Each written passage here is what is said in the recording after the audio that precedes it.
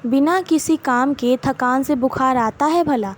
स्वार्थी कितना सोएगी यार। देखो अंश कब से रो रहा है। नितिन आज शरीर बहुत टूट रहा है, सर में बहुत दर्द है, उठा नहीं जा रहा है। आप प्लीज़ मम्मी से कहकर अंश की बोतल बनवा दो।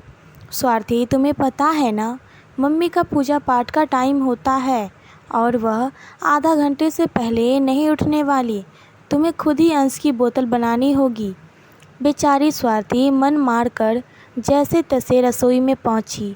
बीच में ही उसे पूजा करती हुई सासू माँ की तीखी नज़रों का सामना करना पड़ा, क्योंकि सासू माँ को पूजा करने के बाद नाश्ता चाहिए होता है और आज वह नाश्ता तैयार नहीं कर पाई। स्वार्थी अंश की बोतल तैयार कर रही है, तभी नितिन रसोई में आकर कहता है, स्वार्थी आज मेरा ब्रेकफास्ट जल्दी तैयार कर देना, मुझे मीटिंग के लिए निकलना है। लेकिन नितिन, मैं अभी तो बताया कि मेरी तबीयत बहुत ख़राब है। ठीक है स्वार्थी, बस नाश्ता तैयार करके आराम ही तो करना है तुम्हें, और क्या काम करना है? स्वार्थी मन में सोचती है, हाँ बस नाश्ता ही तो तैयार करना है, वह भी 3 तरह का। मम्मी जी पापा जी का दूध का दलिया खाएंगे। नितिन और रोहन देवर स्वार्थी की उम्र का है और शादी के लिए लड़की देखी जा रही है, को सैंडविच या पराठा चाहिए नाश्ते में। और रिंकी कॉलेज जाती है, एमबीए कर रही है। पहले अपनी माँ के साथ रसोई में हाथ बटाती थी, लेकिन भाभी आने के बाद माँ और बेटी दोनों ने रसोई से संन्यास ले लिया है, डाइटिंग पर है, तो उसे पोहा दूध चाहिए।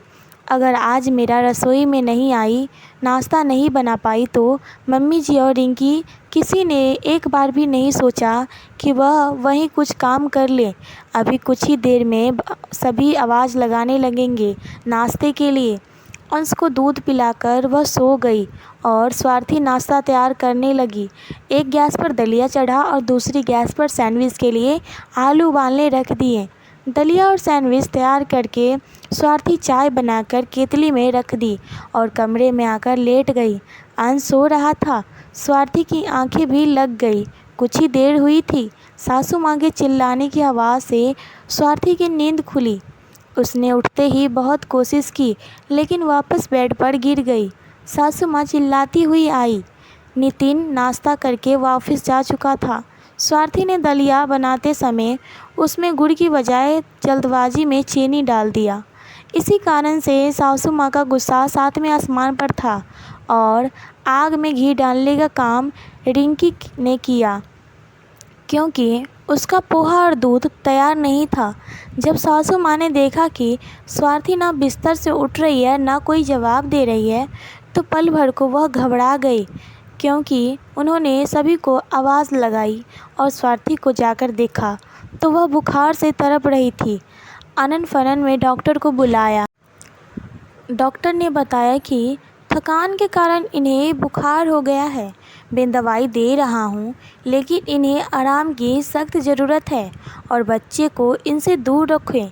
घर में सभी लोग घबरा गए। सासू माँ बोली, 10 महीने के बच्चे को उसकी माँ से कैसे दूर रखूं?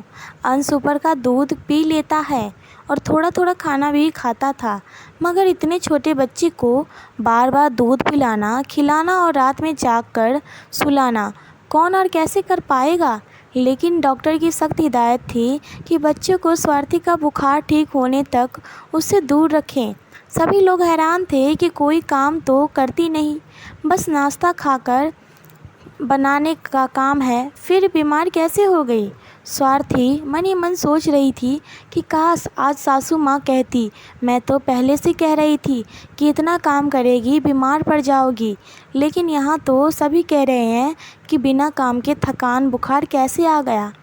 अब जब 2 दिन अंश को संभालने के साथ साथ नाश्ता और खाना बनाने का मालूम सब काम करना पड़ेगा, तब समझ आएगा कि कितना थकान के बुखार कैसे आता है। दोस्तों, यह बहुत ही सामान्य सी बात है कि औरतें कितना भी काम कर लें, उसके काम की कदर नहीं होती। वह कहते हैं ना कि घर की मुर्गी दाल बराबर। वैसे इस कहानी के बारे में आपकी क्या राय है, हमें कमेंट करके ज़रूर बताएं और इस कहानी को पढ़ने के बाद अपने रिलेटिव, अपने दोस्तों के साथ शेयर ज़रूर करें।